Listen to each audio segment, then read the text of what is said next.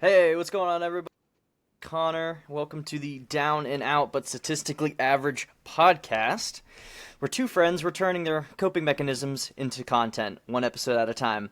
I'm Connor, lifelong Notre Dame football fan, fully prepared to get my hopes up way too early every season.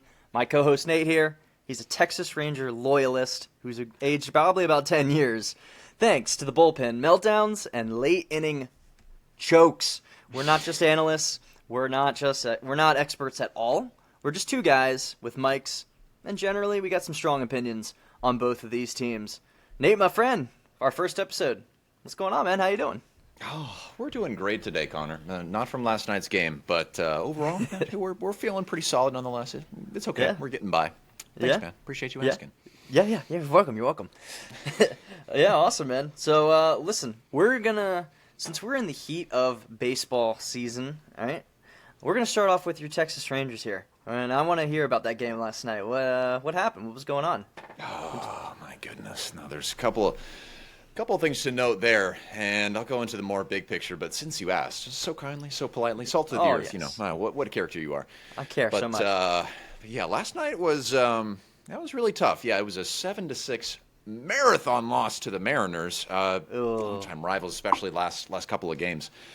I personally was really, really excited for good old nasty Nate Uvalde to be coming back from the IL in this game, but he lasted just 3 innings. That's it. He allowed 3 runs, 5 hits, and 2 walks in those 3 innings. I was particularly disappointed there, and I get he's coming back from the IL, but to the Rangers' credit, though, the bullpen relief was fantastic, which isn't weird this year.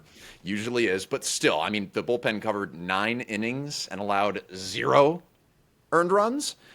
That's incredible, but unfortunately, with the dumpster fire that was Evaldi's performance, and without top-notch run support to compensate for it, it was never going to be enough. So there's other things to say there, but that's probably to answer your question. Yeah. I mean, so what about so you talk about the Mariners here. I mean, what did they pose? Like, did they put up any real fight against you guys? Like, what was going? Like, did you guys just blow it? What was it? We blew it early, and it was because of Uvalde's lack of control and command. His confidence level was just low, which isn't weird coming off of IL. It is weird considering that, hey, if our coach, Bruce Bochy, Boch doesn't bring folks back from the IL, and much less put him on the big league mound or put him back in the big leagues until he is absolutely certain they are going to consistently perform and they're not about to get. He is not very aggressive about it. But frankly, if somebody else had pitched, as long as it wasn't Kumar Rocker, if somebody else had been the starter last night, there was a very good chance that we could have pulled that off a lot easier. But even so, we were so close. We pulled this game into 12 innings. Wow. So we came back. I mean, shout out to Adolis Garcia and, Mr. El Bombi himself in his game-tying sac fly back in the 10th, as well as Josh Smith's clutch first baseman approach and snag in an absolute top-tier snag back in the 9th inning to be able to send it into extras. Wow. But offensively, we were just kind of I mean, we made it work, but it was sac flies. It was hard-earned. We had a Corey Seager home run in, the first inning, if I remember correctly, but overall, we kept just letting these opportunities slip away. It was, we had five inning-ending double plays in last night's game. 5! Like, what the? We had 14 left on base. 14 players throughout the course of the game were left on base, and a number of those were in scoring position, and it's unfortunately typical for the offense. My gosh. I can't. I'm not gonna, dude. I'm sorry. Sounds like you're a little down and out right now. Yeah, but statistically average. Yeah, I wish our offense was statistically average, but it's freaking not. But honestly, overall, so season record, where we're at with it, unless you had something else to add in terms of, structure and such of how we're doing this whole episode, let me defer before I go on tangents about my Rangers, which is why I'm doing this. So just being brutally honest, man. Oh, yeah. Dude, the only reason I'm mainly doing this is talk about my Irish and not sound like a crazy man when I'm in the bathroom talking alone. I don't care about the Irish, and you don't care about the Rangers like one lick. But no, I could literally care less. Like, you're pretty chill. Like, you're okay. So it's fine. We'll see how this goes. We'll see how it goes. We'll see. Okay. But it's going okay so far. But overall, in terms of team overview and getting into the meat of it from the Rangers' perspective, I mean, our season record as of right now, recording of this episode, which for posterity's sake is right around 3 p.m. Eastern on the 28th, Saturday. So we have not yet started our 4:05 p.m. ET game against second game against the Mariners. Just for context there, folks. But yeah, in terms of our season record as of right this very moment, I would very much say, unironically, we are down, but we are not out just yet. We're not statistically average. We're getting to statistically average, but we are certainly not out, and we're certainly not exceptional either. So right now we're 40 for 42 in terms of wins versus losses, which is a .488.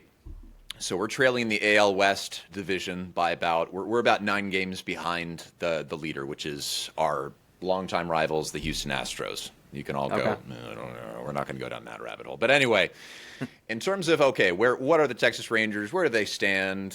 What sets them apart for better or for worse? So number one, elite pitching, which is not characteristic of the Texas Rangers at all, ever, in history, at least in my life. Quick question. Let me interrupt here. Yeah. So when you, on that amazing championship team you guys had a couple years ago, was your pitching, how was your pitching then as compared to now? We had a lot of late in the season last-minute trades.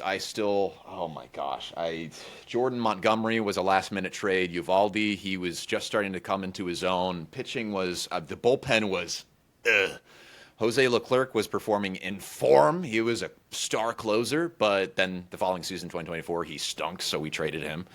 But our pitching was stitched together with duct tape and super glue. It was not. Our pitching is infinitely better this season, 2025, than our World Series run season, which was 2023. We are elite right now, just objectively, long-term, consistently elite. But back then in 2023, it was a fluke that we made it through the postseason. We snuck in on a wild card. Nope. Hang on a second, folks. It looks like we may have lost Mr. Connor.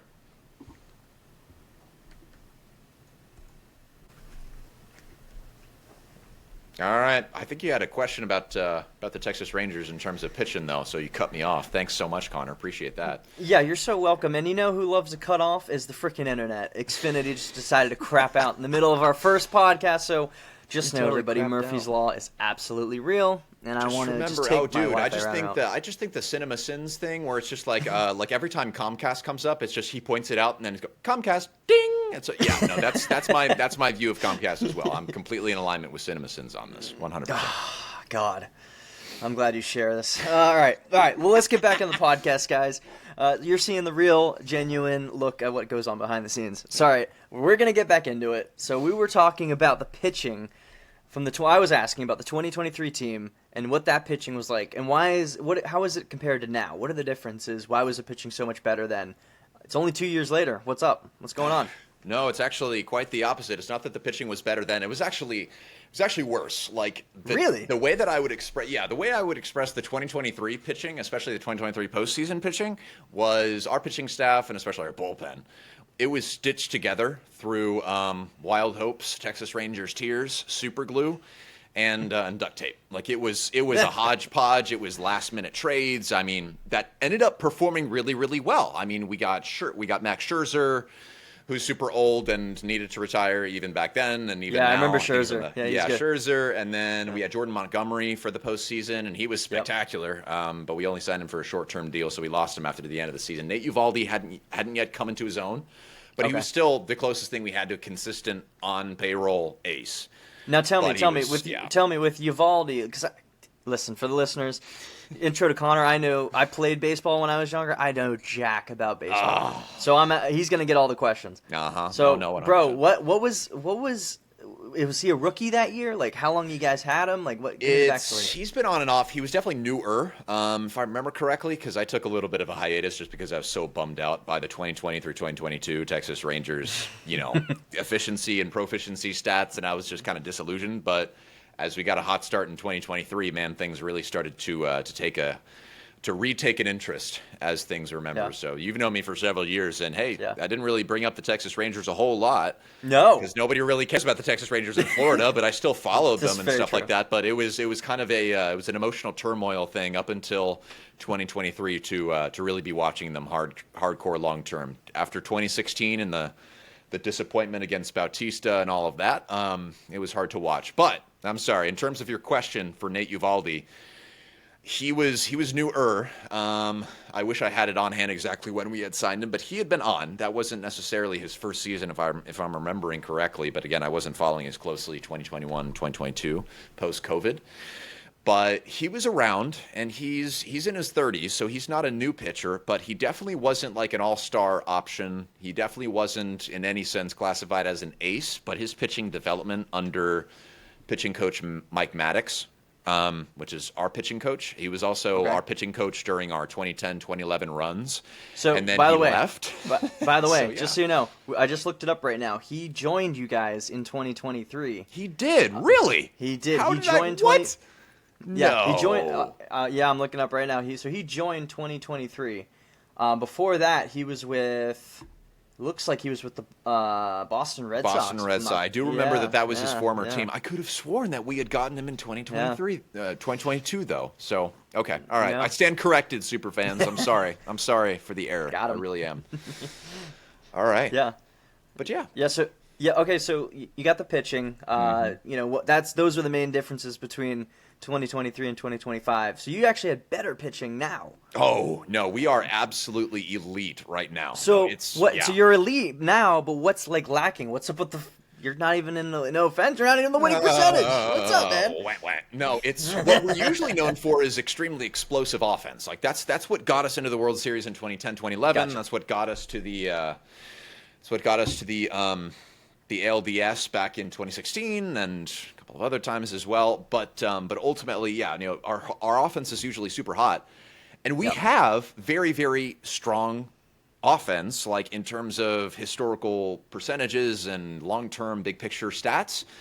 We've got Corey Seager. We've got really promising Corey Seager, Marcus Semien, as Boch would say, and as Chris Young, our general manager, would say. Semien, Seager, those are the big contracts, 175 and 300 something million respectively for Semien and Seager. Like we played the Moneyball game back in 2020, 2021, if I remember correctly, in terms of those trades. Wow. They're the pillars of the team. They're veterans. That's why we hired them. That's why we're paying them that much. We've got promising young folks in Josh Young and Corey Seager, Wyatt Langford. But they're not producing. They're not working well together. We keep changing up the lineup and the lineup card and all of this other stuff, but they're just not hitting consistently. We're leaving people on base. We're choking in clutch moments. It's completely the opposite. Historically, for the past 10 years, the Rangers have been known for crappy pitching, but stellar offense that just crushes teams. But the reason why we haven't been able to get in is because of our bad pitching. Well, we turned that completely on its head. We've got elite pitching by any metrics, but we've got terrible offense, like among the bottom 5 out of 30 teams in terms of most offensive stats right now. It's ridiculous. That's horrible. That's really bad. Man, so I mean, you guys have completely flipped everything around. Your offense has gone. It's not. I'm not gonna even go there, but it's not good. No.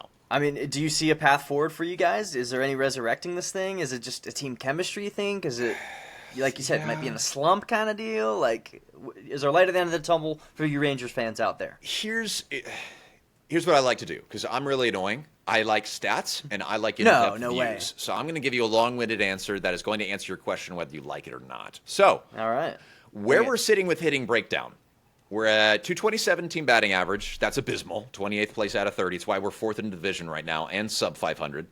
The only teams with worse batting averages are the Guardians and the White Sox. I mean, even the friggity fracking Rockies are beating us in batting average. Oh, wow. We've got a 659 OPS, which is horrible. It's also 28th out of 30. We're behind the Pirates and the White Sox. Oh, my, that's the only teams that are worse.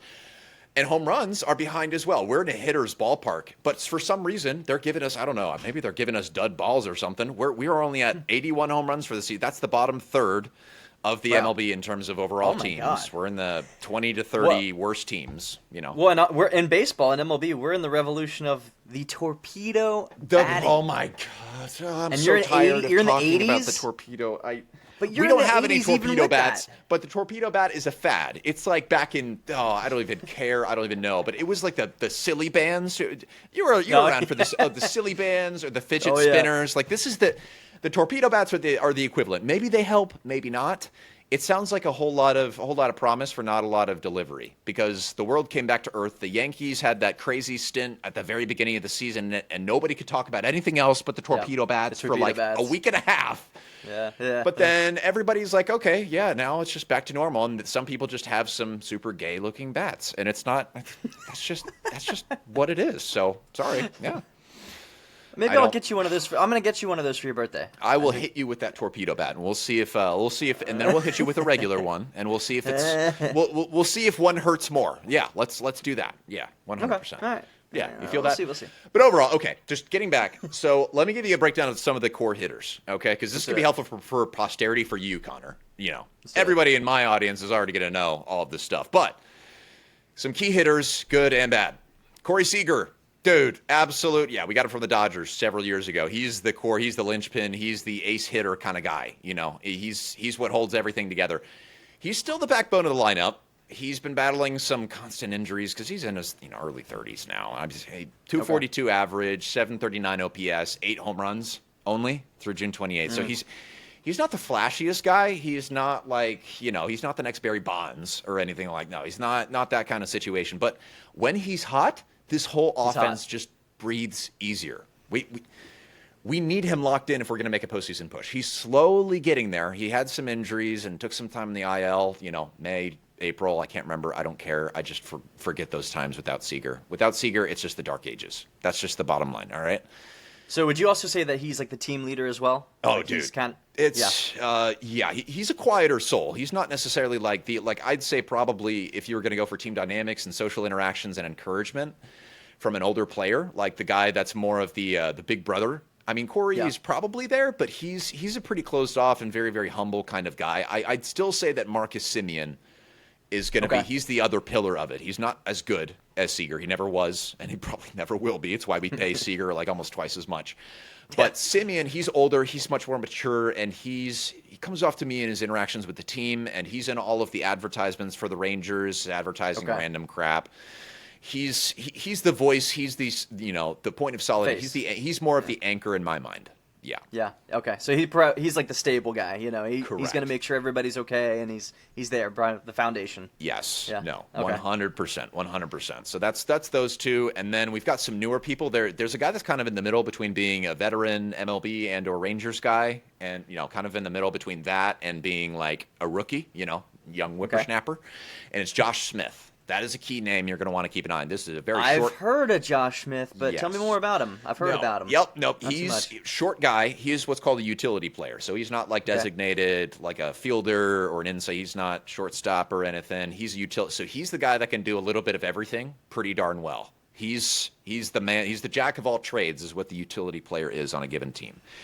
And Josh Smith, this guy's been the key to the games that we have won thus far. I mean, and it was the same last year. And he's a phenomenal pick for the utility role. I mean, I mentioned the game last night, his ninth inning, first base. He was just put on first base. He was switched from one position to first base, and he's just moved around, and he had a phenomenal pick. Nobody would have caught this ball to get the out at first base, aside from somebody that's elite. And he does that, and he makes crazy plays at every position. Like, he recently earned an AL Player of the Week nod for a blazing 423 clip. Bottom line, Josh Smith, he's known for plate discipline. He's known for timely hits and a very, very smart approach at the plate. Very, very good plate discipline. He waits for the stuff that he wants. He doesn't chase the crap like some of the younger guys do. Yes. He's got a 279 average, not bad at all, not great. We'd want 300 or better, but a 771 OPS, again, good, respectable, decent. It's helpful. But it's not exceptional. And ultimately, he's getting up there. He's just quietly excellent. He's just smart at bats, rarely strikes out. When he makes contact, it's good, solid contact. He's what I would envision myself as if I was ever a hitter in the MLB, if I cared a rip about actually being an athlete or, in any way looked or resembled or acted like one. So, yeah. Just for context, ladies and gents, Nate the Great here, as we call him, that's our nickname for him. He is the greatest athlete you'll ever meet. I mean, this guy is just absolutely yoked. I mean, you can clearly see it through the Rangers jersey there. Just 100%. Yeah, he's no. Yeah. He actually told he didn't pursue baseball because he didn't want to make everybody feel bad. I kept getting told in little leagues and such that, hey, Nate, you are too good. It's unfair to the rest of the team. It's unfair to the rest of the team. Those that are fans of How I Met Your Mother out there will understand that obscure reference. Barney Stinson, you're going to understand. Yes. You're going to understand. Yes. So shout out to y'all. Appreciate y'all. Yeah, man. So Nate is Nate's one of the best men I've ever met in my life. He's a great guy. But let's keep on going and talking about these Rangers, man. So all right, so you going through the lineup a little bit. Yeah. Give me a preview or just a little bit of look into kind of what you see moving forward for the team. I know you said it depends on really. Seager and the guys really picking it up, and your hitting just needs to pick up. But what do you see as the pathway forward for you guys? I want to answer that question, but first I want to give a little bit more context because I'm all about it. Because it's not just because I've talked a little bit about the hitting and the pitching, but I also want some additional insights that I want to make sure I'm really, really clear about. So another thing, especially since I've been trashing the Rangers so much and I'm wearing all this Rangers gear and stuff, it's okay. Well, I want to make a couple of things clear. Number one, I trash the Rangers so passionately because I care about them and I love them so freaking much. But to demonstrate that, let me give you some positives. So again, I've already talked about the pitching being an elite positive, but another thing that's been a great positive is our defense is very nearly second to none right now. Okay. So being real, our offense is really, really rough right now, but the defense is easily one of the best in baseball. I'm not exaggerating. So just give you some examples. So we're top 3 in defensive runs saved. So, hey, they would have scored a run if not for an outstanding defensive play. We're plus 40 in that category. We lead the MLB in fielding percentage at .991, which is almost immaculate, basically. And we've only had 25 defensive errors. Or 25 errors, E is the abbreviation. 25 errors all season. That's tied for fewest in the league in the entire MLB. That's a huge part of what's keeping us in games. You guys really have some building blocks here. I mean, you've got the defense. You definitely have the pitching. It's just, it sounds like also that you have the players offensively if they play to their full potential. It's just it's literally that's the point that I'm trying to make is we've got all of the pieces are there and the pieces are either functioning at above expectations levels at minimum or they're at least there and they've proven themselves. Everybody in our hitting lineup was either there and was an integral part of our 2023 World Series win, or they've proven themselves in previous seasons with us or with others. It's like it is absolutely there, but whatever it is, it's the chemistry, it's the lineup, it's the hitting coach. We just traded our hitting coach about a month and a half ago. I mean, whatever it is, I know Boch and Chris Young are scrambling to try. They've been beating their heads against walls all season long. I'm sure they have, trying to figure out what it takes to get the offense to click, because that's all that needs to happen. Defense is Adolis Garcia, El Bombi. He's super cold. His bat is super cold. He was the MVP of the ALCS in 2023. He made the Astros He made the Astros look like freaking amateurs in terms of his RBIs. He set a new. Anyway, Adolis Garcia. He's a cold bat right now, but he's still one of the best arms in baseball. He's gunning guys down and closing off right field entirely. Nobody runs on him. Nobody. Langford, a rookie.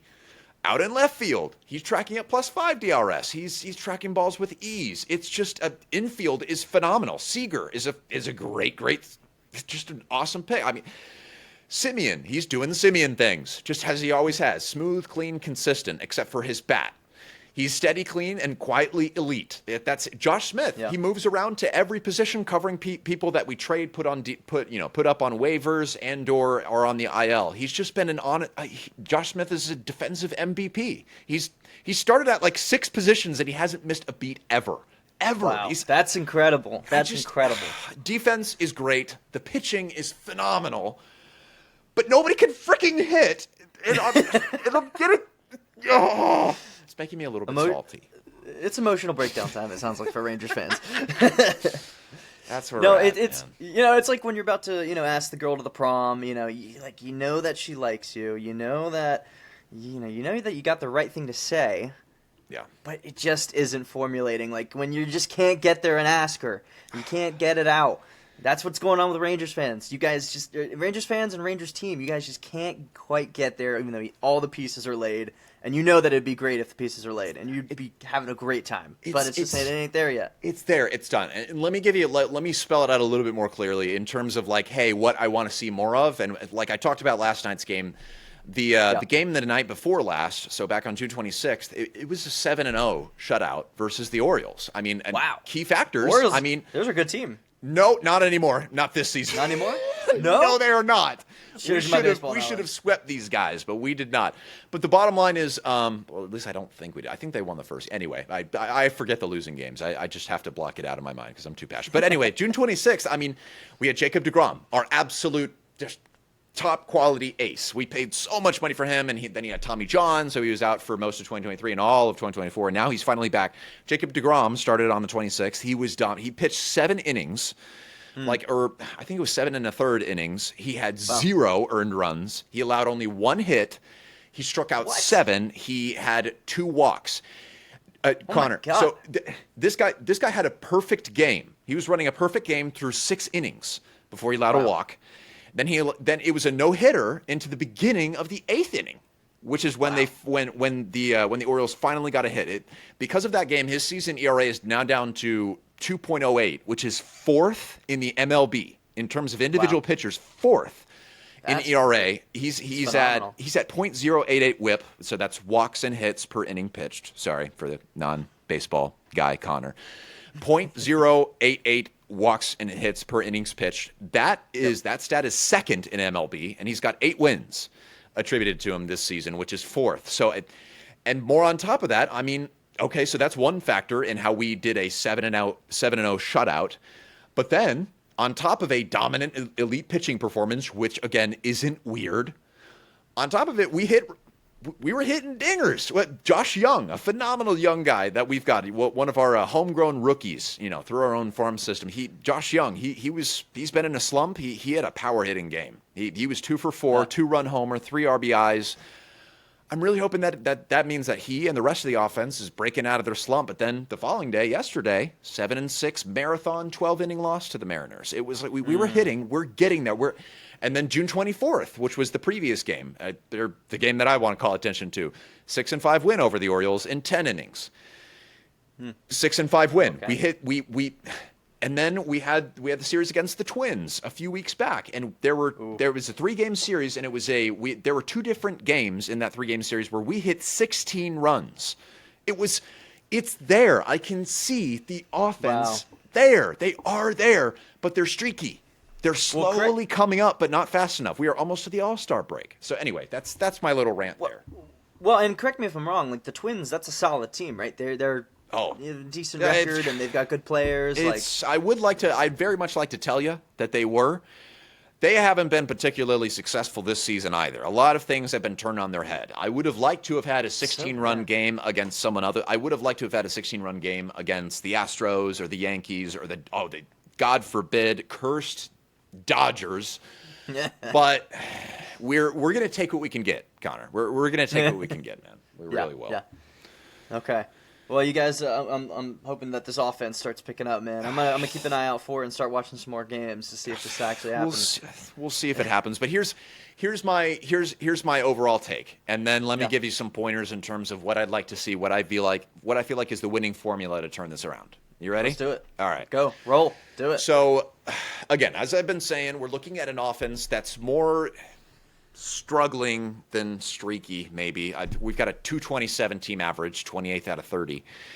659 OPS, 28th out of 30. Yeah. You guys know all that. It's not a lineup resting on its laurels. It's dragging its feet while the pitching keeps us in games. Individually, we've got potential, okay? Listing off, just recapping what I've said. Seager, he's gradually regaining his form. Josh Smith, he's delivering smart clutch and very clutch, yes, at bats.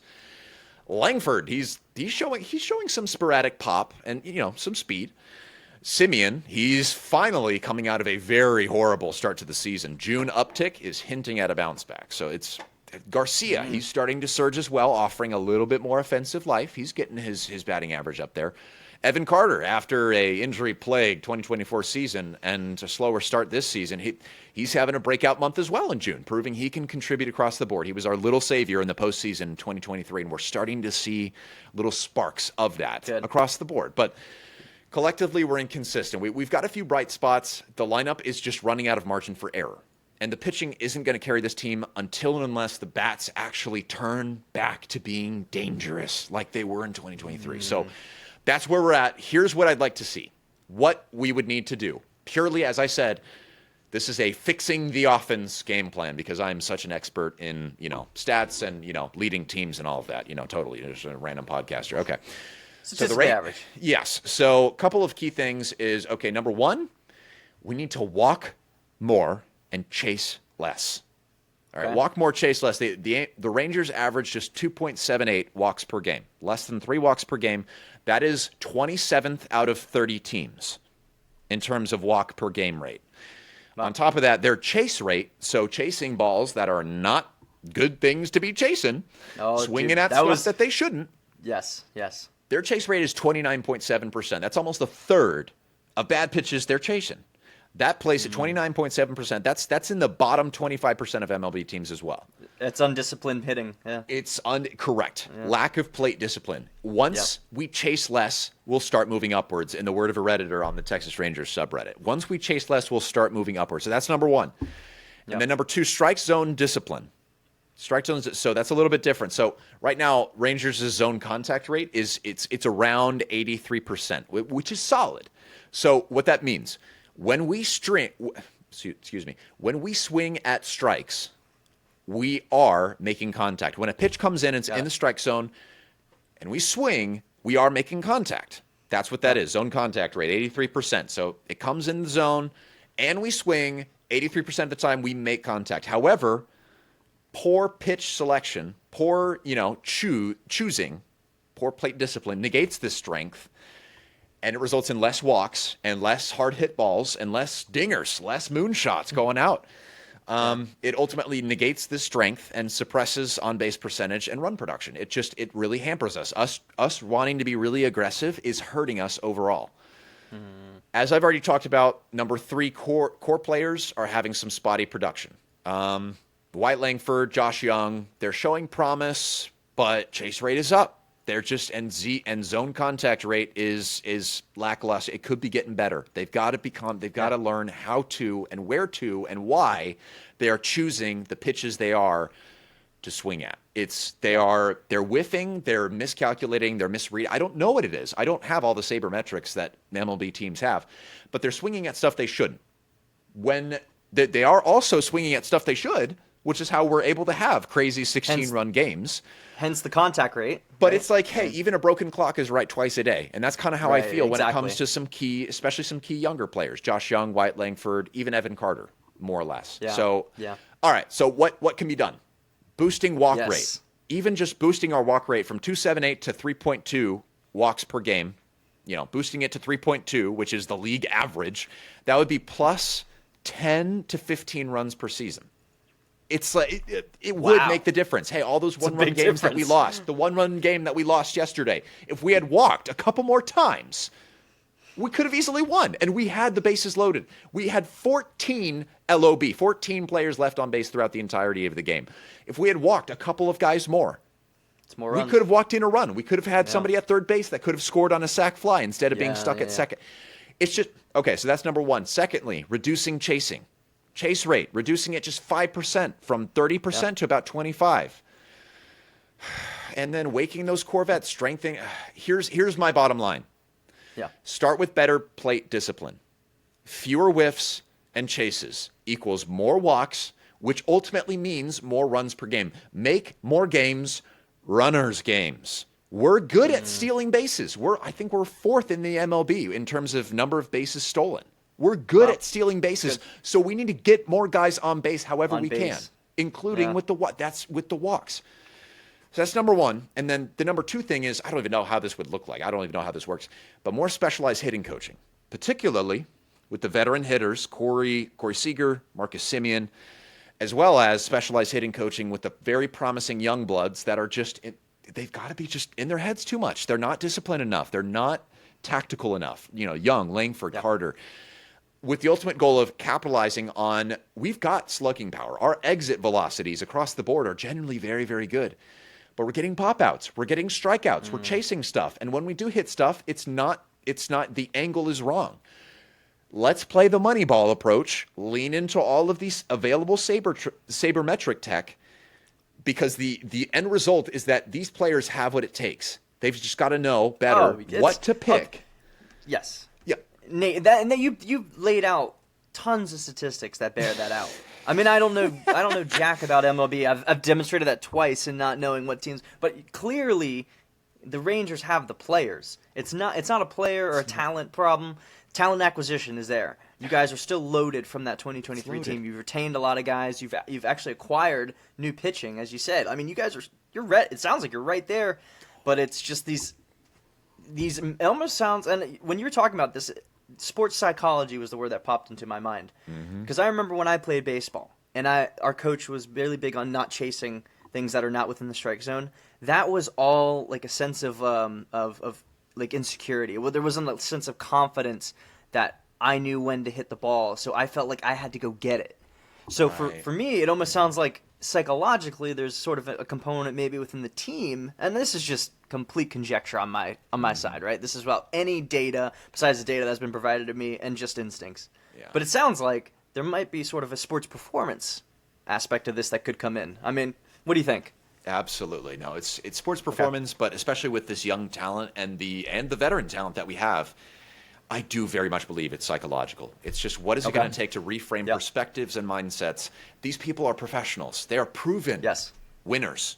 They are proven. A lot of them are proven all-stars, gold glovers, silver sluggers. A lot of them are. Yeah. They've already been there. We've seen it. We've done that. Most of them, we've seen them do that, be that, on this team in the past two. It is there. But here's the bottom. Yeah. But the bottom line is very, very, very simple. Better plate discipline and better launch angle training. Fewer pop-ups. Talk about launch angle training. I mean, if you can provide a little bit of that, like kind of give me a little bit of that. Yes, I don't know what that is. Especially, oh man, some of the folks that we've got, Josh Young, Wyatt Langford in particular. Okay. Young guys, oh man, they're able to make contact, but there's a difference between making contact and making solid contact. You make weak contact, it's a foul ball. It's a little dribbler. It's bounced into the infield, resulting in either a double play or a quick out, or it's a pop out or a fly out. If you hit it, you swing, and it hits that top of the bat, it's going to go bling right into the right upwards, which is an easy money out. It's just so easy. But even with our pop outs, the exit velo, the exit velocity, how fast the ball is hit, how fast it travels after it makes contact with the bat, even on pop-outs, it's in the great range. It's well over 100 miles an hour. Very commonly, it's between 105 to 115 even. But the direction, so it's not just about hitting it hard, it's about hitting it on the right portion of the bat so that the angle, the launch velocity, the launch angle is going to result in, capitalizing on how hard. So it's not just about hitting the ball hard. It's about hitting it in the right place on the bat, which is the advantage of torpedo bats, is if you're a veteran MLB player and you've got all of these sabermetrics, you can design a bat to have more mass in the area of the bat that you most often hit balls on. So it's a big mushroom bat or something like that, right? Because you tend to hit it on the end of it. If it's thicker, it's going to result in more oomph when it's hit.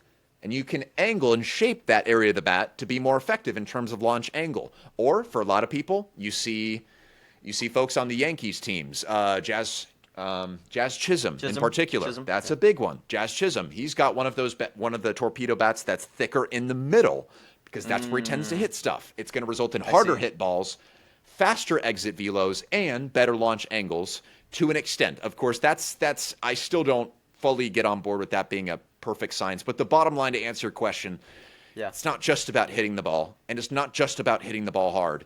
It's about where on the bat, how effective are you at making solid contact with that barrel of the bat? with the Got barrel, not with the top, not with the edge, not with the hilt or handle, and not off the end of it. You can get some decent hits and you can sneak stuff through, but more often than not, you're going to have games like last night, which was 5 grounded into double plays.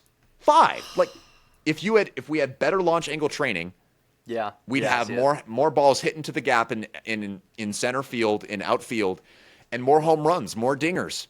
That's just the bottom line. Yeah. I see what you're saying now. Okay. Yeah. I mean, so launch angle is everything with baseball. I mean, and it's funny because, like, as somebody who did play in middle school, in, elementary school, we didn't call it. I didn't call it. We didn't. Our coaches didn't call it then. But we always wanted. No. You always wanted to hit it in the center, and you always wanted to make good contact and really get your leg drive into it.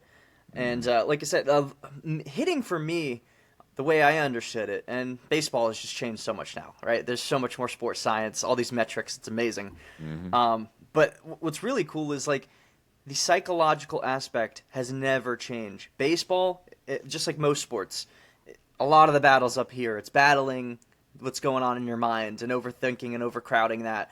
So that sounds like that's a big key factor here. Even within the launch, even with that, like, just the mental attitude towards not chasing, I got to get everything right now. It's just, hey, I trust my instincts. I trust that I'm good at this game. Let me just hit. Just like you're in the backyard. Just let me cook. That's the thing. Yeah, let me cook. You can, and that's the other thing that I want to temper with all of that is, hey, listen, launch angle training is not an exact science. I fully understand that, but I still circle back to my earlier point a minute ago. I feel like a lot of these hitters, a lot of our lineup they're just up in their heads. Maybe they're overthinking it. I really think that's what it sounds like. It's just we've changed out our hitting coach, and we're trying to change all these approaches, and we're switching up the lineup constantly, just to see what's the right mix. But what's the pervasive mindset that's dragging these hitters back? That's resulting in being overly aggressive or miscalculating, timing. What's putting these guys off? Well, and a big thing that you had said is, like, it's not just like the young guys. To me, that's expected. You expect the young guys to come in within their first couple of years and to have that up and down. They're just they're still feeling out their professional viability. And can I make it in the MLB? Can I be a professional player? Can I be a good professional player? Mm-hmm. But what concerns me with any sports team, that's college, that's NFL, that's MLB, whatever it is when you see those senior guys, the guys who have been part of the team more than 4 or 5 years, the guys who are in the latter part of their career, when they get pulled into that psychological confusion, just not in their own normal headspace, that points to a larger problem. Now, what is the actual larger problem? That's a variety of things. I mean, I don't know about the Rangers. One thing. If it was just one thing, we would have fixed it already. Absolutely. Absolutely. But I'm with you. I think, like, changing the lineups, I mean, maybe that'll have some effect, but I think you're addressing the symptoms, not the root. Yeah. Do you think, does that sound about right? I would say so. And the term you're looking for in terms of, hey, veterans that suddenly can't do what they're already proven at being good at, there's a simple term for it. It's called the yips. And that's where I feel very strongly that we're at. I don't know if that's an exclusively baseball term. I'm not sure, but Yeah, I never heard it. The second baseman that suddenly can't make a routine throw to first. He's off on his angle, and he suddenly just can't do something he's done literally tens of thousands of times in his life. Right, his entire life. And he suddenly can't do it at all. He just it just falls out of his head. His fingers won't do it. His mind won't let him. And it's a psychological impact. So I have to give some amount of grace, even as much as I'm, venting about. I'm really just more venting because it will be there, will come back. It's just a question of, will it come back in time to save this season? Is just what I'd like to see. So I'm putting a lot of trust and faith in leadership because the leadership is more or less the same as it was in 2023. I'm just hoping and praying and betting that they're going to make the necessary change to break out of those mindsets and get the necessary bolstering and consistency in the hitting power and reliability that is necessary to give us another shot at the title. Absolutely. And if you guys do make that run to the title or just even make it into the playoffs, that's October, right? That's when we start gearing up for that? Correct, yes. So it's going to be, we're coming up, All-Star break is coming up middle of July 14th, 15th, something like that is when the All-Star game is going to be. Couple weeks. And that's kind of marking the, now after this is the latter part of this is when things really are do or die. You cannot make no more mistakes. This is after the All-Star break, so late July onwards through August and through September especially is when hey, we're on the tail end, we're in the home stretch, and it's time to either get up, man up, sack up, or get gone. That's it. That's what it is. And then the season ends at the end of September, more or less. Okay. And then October, that's the postseason. Yep. Okay. Well, paint it out for me. You guys got, I assume, a couple games coming up here in the next weeks. Do you know who you guys are playing? Yeah, like even pulling it back up. So, of course, right now we're in a stretch with the Mariners. We're playing them again we're starting actually the next game in about 10 minutes. And then 29th, the Mariners. And then we're actually going and we're having then another series against the Orioles. So it went Orioles series, then Mariners, then back to Orioles, which is great because the Orioles are terrible. And we won the series against the Orioles, the one we just had. But then after that, as we edge into end of the first week of July, so the 4th, 5th, 6th, we've got the Padres. And one of my team members, I'm a supervisor at work, one of my team members, Jake, he's a hardcore Padres fan, so that's going to be a good time to get to watch because the Padres are doing phenomenal. They're in the same league as the Giants and the Dodgers. Okay. So that's a very contentious division. That's a very contentious. They're all trading. They're all dominating. But Padres are cooling off a little bit lately, so we'll see how that goes. Then we've got a four-run stint with the Angels, who are about as good as we are in terms of games won. So we'll see. We better crush them, but then we're going to have another Silver Boot series, which is what we call an intrastate series against the Astros, against Houston. And we've got a Houston branch at my company, so that's going to be a big time. And then we've got the All-Star break. So, that's exciting, man. Hey man, let me know about some of them trash talking and how that goes. Man. It's gonna be a good time. I'm sure we'll talk about it for sure. So, yes. Honestly, man, I think we've beat this horse more or less to death. I could absolutely go into a whole lot more stats, but I feel like that'll give you a good picture of how I feel and where we're at in terms of the Rangers in comparison to the rest of the league. I'm sure, let me just gauge scale of 1 to 10. How bored are you, man? Is it really that terrible? Really that terrible to hear about them MLB folks? 5.215. I mean, it's like mid-range. Statistically average. I mean, let me do this, especially as we're getting up in time. I'm getting. You ever talk for long enough and/or passionately enough that you start to get a little lightheaded? You start to do that. Oh, absolutely. You feel that? That's the point where you want your buddy to start taking over. Exactly. So let me hand this. Yeah. Let me hand this off to you because I want to give you a more than ample opportunity to talk about these fighting Irish and the world of college football, none of which I could give a rip about. So, sell it to me. Change my mind. Let's do this. Come on, Connor. What we got? What we got with the fighting Irish? I'm going to sell you, baby. And listen, all I need to sell you with is the beautiful gold that we rock everywhere, baby. All right. So 2025 Fighting Irish season. Just context for the viewers. As a football fan, I believe strongly in the pulse of a fan base. I think it drives more of the team's actions than people think. I think about it. Like if you're a kid on a college campus, which is a very small, especially at Notre Dame, it's only 18,000 students, grad and undergrad. It's a very small community. There's a lot of optimism that hasn't been at Notre Dame in a long, long time. I'm talking, our last national championship was in 1988. When Lou Holtz, which you've probably heard of, was at the university. I mean, Lou Holtz, he talks like this, like that guy who was leading the team. That guy. It's been a long time, and Notre Dame Fighting Irish fans, I mean, we are... I'll say this pompously, we are the most storied program in all of college football history. What is that? What on earth does that mean? Okay. Yeah. What does that mean? You're going to need to show your work on that. Hold on. I'm showing my work. Yeah. Watch. I'm going to give you the footnotes right here. We were the first team to really perfect and implement the forward pass in football. It was Newt Rockne in the 1920s and 1930s, who, by the way, he played for Notre Dame, and he actually... he was one of the first coaches to really recruit nationwide, because college football back then was extremely regional, right? You didn't have the planes taking players everywhere. It wasn't like it is now where it's this complete nationwide operation, where you've got, people in the West who are now in the Big Ten, which makes no sense, right? You got USC Southern California is in the Big Ten, which is a Midwest conference team. Makes no sense. I digress. That's for another episode. But the reason why Notre Dame is the most storied program history in college football history is before Nick Saban at the pinnacle of his career surpassed having the most national championships, the Fighting Irish throughout history had the most national championships, 12 national championships. So we have been the most winning history. There's been many movies made about this, and you don't see that.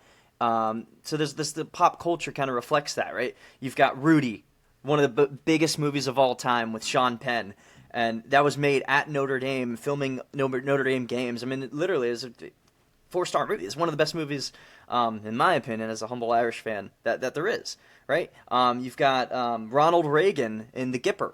That's another movie, right? So Newt Rockne All-American. Like, you literally had famous movie stars from way back when, in the 30s, 40s, making movies about this university, to the 90s, which is when Rudy was filmed. So you have the championship history. We have most NFL players drafted of all time, and that's a stat for, if you're not a Fighting Irish fan, you go, yeah, I know, I've seen the brand. It's a national brand. Everybody knows Notre Dame, but we have not just the pop culture link. We have the national championships. We have the NFL players drafted. We have the most Hall of Famers of all time, of any university. So it's just, we always attracted the best players. And here's the very unique thing about Notre Dame, and I'm trying to break it down in bite size so that it makes sense why there's such a devoted fan base to the Irish. Notre Dame is, number one, a Catholic school. It's a private Catholic university. Every other school in the country that is great at college football, Alabama, Georgia, Ohio State, University of Miami, Florida State, Clemson, I could go on.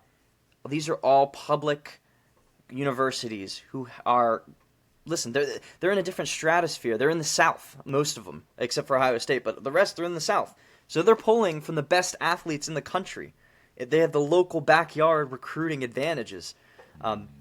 Notre Dame doesn't have that. What we have is an iconic brand, and we have an iconic fan base, and what we have is something that is called in Notre Dame lore, they call it the spirit of Notre Dame, right? So there's a famous saying, like, whenever there's a big game won in Notre Dame Stadium, which is right behind me, it's called waking up the echoes, right? There is a waking up of the cheering, of just the history of Newt Rockne, who started it all.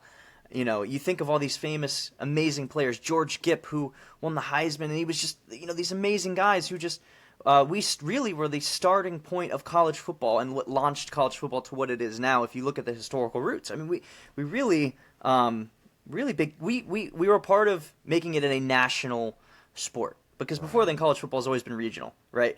Yeah. For example, right, Notre Dame was one of the first teams to have an actual TV deal, and we have that same TV deal since I believe it was the 70s, maybe even before the 60s, with NBC.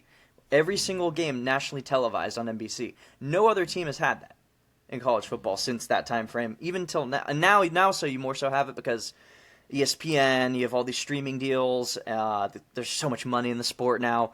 I mean, so now those big teams are nationally televised every week, but still, without question, Notre Dame has been the most televised and branded and marketed team of all time.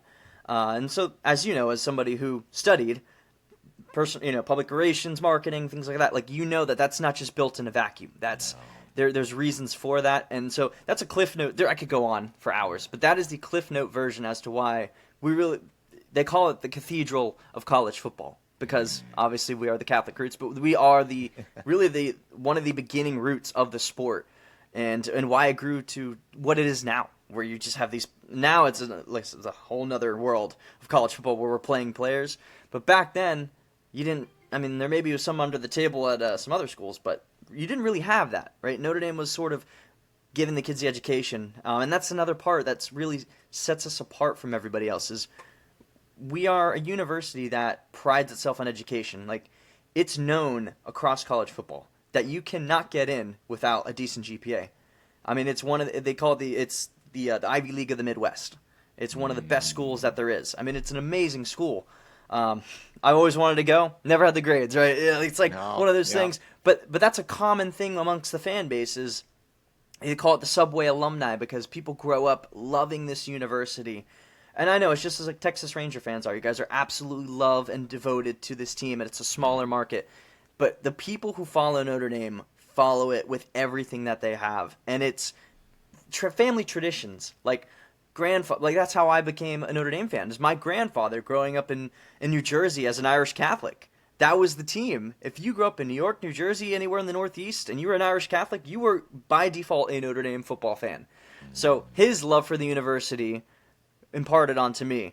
I actually skipped a generation because my mom's a Florida Gators fan, and I was a little bit growing up. But as soon as I, learned about this rich tradition and history, I'm more of a conservative in nature, and so it just drew me. It just drew me, and so.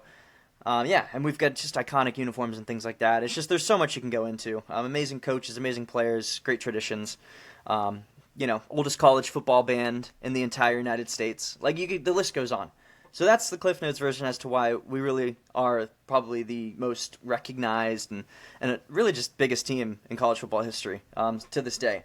But I want to get into more recent. What about now? Where did they stand? Where did it go? What happened? So that's a great question. After Lou Holtz left, and he left kind of on not the best terms with the university. The administration at the time sort of forced him out the door. He had been there, I think, about 8 years, if I remember correctly. He won one national championship. We got close to winning 2 other national championships. Back then, championships were decided more on a voting system rather than a direct playing each other. It was a weird system, how college football was set up.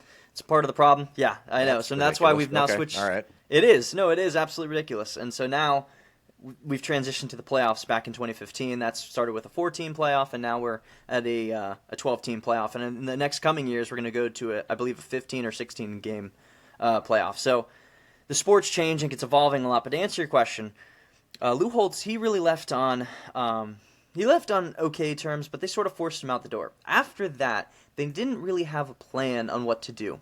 And he was beloved by the university fans and beloved by the players. And when that happened, I believe that there was a rift that happened between the players that were currently there, the administration, and there was a distrust, I believe, that was essentially developed because they wanted Lou. They were loyal to Lou. And so when he left, they filled him in with a coach. Just was not cut out for the job. He was a nice guy. You don't Bob like Davey, nice guys coaches. But well, and that's the thing. That's the problem is he was not a coach. He was not pushing the players. So he was fired within the first couple of years. Fast forward to the early 2000s, you had the first African-American coach ever in college football, Ty Willingham. Came from an assistant coaching job at University of Stanford. He was... I saw an interview of people who played underneath him at Notre Dame. They said he was a bit of a figurehead. He would kind of just say random statements and didn't really actually have the ability to coach. Didn't really know his players well. He kind of just would give impassionate speeches, but without any context or any actual design or plan. So that sort of led us further down the trail of declining from the top of the sport and being consistently towards the top. Just poor leadership. That's about poor leadership and just bad decisions really from the administration, really bad decisions. And a lot of the old heads were kind of involved in that. You had the board of directors, you had the athletic director, just really poor decisions, more self-centered decisions. They had a guy that they liked, but it wasn't actually the most qualified guy. So internal cabal is what I'm hearing. Oh, the internal cabal was absolutely a thing at Notre Dame. You really had that. I mean, we also had Charlie Weiss, and he was the university really believed in Charlie Weiss, right? He was a Notre Dame guy, graduated from the university in the 70s, loved the university, always stayed close to the university, was famous for coaching Tom Brady in his early career, so he got the credit for that. Now, listen, anybody that's coached Tom Brady knows that he is Tom Brady. I mean, I could have coached him, and I would have made me look good. I mean, yes, the coaches definitely helped to a degree, but Tom Brady was the greatest quarterback of all time, no question. And so Charlie Weiss got credit and a good reputation from that, and so he was hired as our head coach. And this was around 2005, maybe 2004. He got hired. The problem with Charlie is he could recruit, but he could not develop players. And that's a big thing in college football is you're dealing with young kids. These are 18 to 21-year-olds, 22-year-olds. I mean, they need a lot of emotional, psychological, and also football development. He really didn't know how to develop players fully.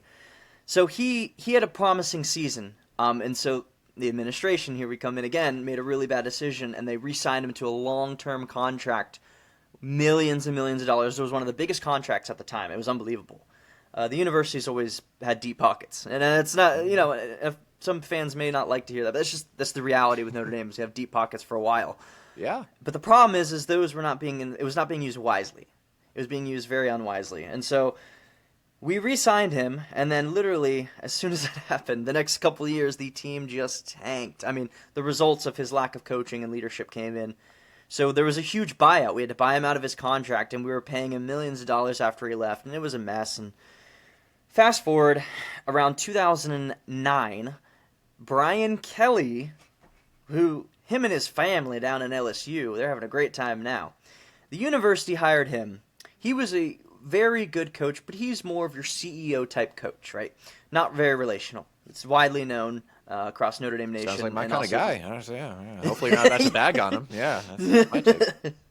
Listen, man, he was the kind of guy. He was not accessible. Like, there's stories from the players where he would you wouldn't let you in his office to talk if you had something to talk about. Closed off. I'm talking about high level. If anybody knows about like the disc profiles, extremely, extremely low I, meaning he was not very people friendly. His dad was a politician, I believe in the Boston, Massachusetts area, and so he was known to sort of have that politician kind of vibe, and just rubbed a lot of people the wrong way. But here's the thing, and this is where Notre Dame Nation, we believed in him because he brought the University of Cincinnati to a really big football game. It's called the Sugar Bowl. Against the University of Florida, back when they had Tim Tebow and all the boys, but it was Tim Tebow's senior year. Oh, even I remember those days, yes. Oh, 100%. yes. Yep. So Tim Tebow was his last year. It wasn't a championship game, but it was a high-level tier game where, like, the top guys go, right? Brian Kelly, right before that game, leaves his team to go to the University of Notre Dame. That told a lot of people what they needed to know, but we still ignored that instead of him seeing his team through that championship game, which is usually the expected sort of position of where people lie when coaching, is you finish out with the team you're with, then you take the new job, right? Of course, yeah. And so what happened was obviously that Cincinnati team got smacked without him. When your top leader leaves, and then here's the thing, Florida was uber talented. I mean, they had Aaron Hernandez, they had all these ridiculous guys, the Pouncey twins in the offensive line. They were stacked, that team. Cincinnati wasn't going to win, but it showed you the kind of, maybe sort of some of the character that Brian Kelly had. But we believed in him as Irish fans, and that's actually when I first started watching was Brian Kelly's first year. And I didn't really know much about him. I was in high school, and I saw them play Southern California at Southern Cal, where we drove and had a last-minute touchdown to go up and win the game. Hence, part of my love of the university was birthed within me. Now, after that, Brian Kelly always made some sort of excuse. He could recruit to a certain level, but he had this way of saying, we got to get the right kind of guys here at Notre Dame. Well, what was that colloquial? What did that actually mean when you read between the lines? He was known for maybe trying to have some talent acquisition with the top tier 5-star guys. Some of them in areas that, I'm going to put it just bluntly, that maybe they wouldn't consider Notre Dame right off the rip, considering maybe the culture environment that they're from. Notre Dame is known as it could be considered as a more whitewashed kind of vibe and or high class culture in that way. Mm-hmm. And so, Notre Dame, Ivy League, so, but that's how Brian Kelly, the thing is that's not actually true, right? But that's a misperception that's within a lot of the Notre Dame football, or not Notre Dame football, the college football community, and that also, goes out nationwide to all the different players in high school. They believe, oh, Notre Dame, that's not for me. Like, I can't fit in there. And Brian Kelly didn't decide to fight that perception. He leaned into it, and that was the big problem. And so, taking it back from when Lou Holtz left to all of that stuff that I talked to you about to that, and that really was what cemented, like, I believe where Notre Dame was just the whole perception of the program was this is a dead program that's living off its history. Yeah, they're going to have some good years. They're going to kind of compete here and there, but they're never going to be a championship level. And I'm telling you, as in the college football world, this was like unbreakable. Like college football, there's a famous thing amongst the Notre Dame insiders that there is a ESPN bias against Notre Dame. Whenever they got into a big game, they would never pick them because validly we would lose the big game. We would get to a big game during those times and we would blow it. We would get absolutely smoked by a Georgia or an Alabama or Ohio State. We would get absolutely smoked by them. The difference is, and why I'm circling back as to how that's all developed and why is the season different. We look at 2024 and the season that we had. Marcus Freeman was hired in 2023. He was the defensive. Or that's the coach now. Okay. Yes, head coach. Got it. He's a young guy too. I mean, he is brand new, but extremely talented individual, extremely smart. Won over the players' loyalty quicker than I think any coach had ever done. I mean, you just hear the inside whispers. Like, he was the kind of guy when he became the defensive coordinator back in 2021 or 2020. I mean, the guy just immediately improved the defense. Within year 2, we were like within the top 20. Before we were not, but top 20 defensive statistics. So he immediately got the best out of the players he had, which was different. We hadn't had a coach like that in a while. Brian Kelly got a huge offer from the Louisiana State University, LSU. Millions and millions of dollars to come and coach them. He had been at Notre Dame, I think, about 10 years, maybe 9 years. And the way he left was not good. We were about to go into a big game, and we were going to play Oklahoma State University. He did the same exact thing that he did when he was at the University of Cincinnati. Before the big game, he left and he took another job at LSU. Like, he didn't wait and coach that game. Yeah, he left again. No way. Yeah, what? Yeah. So, and he's not really bashful about it. He'll say an excuse like, I just felt like I needed a alignment from the university from the top down. Just kind of jargon. But there was always lots of excuse making, and Irish fans, and you could probably hear it from me. Like, Irish fans, we have a bit of a disdain for Brian Kelly in a way. And listen. It's definitely not subtext. I can tell you that for sure. It's not at all. Not at all. You're disdain for Brian Kelly. Yes. Oh, dude, listen. It was 10 years of manipulation and just just never holding on his word and things like that, right? Ugh. Enter Marcus Freeman. He's only a defensive coordinator a couple years, and when Brian Kelly left, the university administration had a choice, and this is under Jack Swarbrick. He's the AD. He came in, I think, about 10 years before Brian Kelly came in, and maybe 5 years, but he came in and he was different. He actually had good leadership. He had a choice. He said, I have this stud, talented coach who I could see in 10 years from now being probably one of the top 5 coaches if he's developed and has the right mentors and can just be brought up, but he was young. I mean, he's in his 30s, Nate. I mean, he's like closer to my age than closer to my dad's age, and he was being considered for the head coaching job at the University of Notre Dame, which is that's some big shoes to fill. Wow. I mean, talk about the pressure of the world. And we had some other guys that we thought possibly could line up for the job, more experienced, more equipped guys, you could say. But they took a flyer on Marcus, and they announced him as head coach. And I remember I talked to you about the pulse of the fan base earlier, and the pulse of the team. Right. I remember watching a quick little video when they introduced Marcus Freeman as the head coach to the team.